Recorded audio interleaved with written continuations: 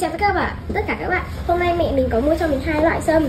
Thạch sâm như thế này, một loại thạch sâm thì dành cho bé từ 2 đến 5 tuổi, còn một loại sâm thì thạch sâm cho bạn từ 6 đến 13 tuổi. Và hôm nay mình sẽ cho mọi người xem về loại này nhé. Nó sẽ có hình dạng như thế này. Bên trong mỗi cái sẽ có 10 gói như thế này mọi người ạ.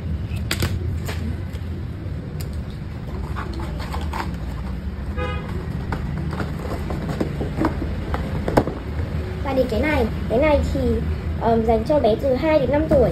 Thì loại này sẽ là một loại vị khác, thì nó sẽ khác với cái loại này. Loại này thì nó sẽ vị đậm hơn và nó sẽ vị nhạt hơn. Này các bạn chỉ cần một gói thôi, rất là dễ ăn và rất là ngon. Mời các bạn cùng với mình nhé.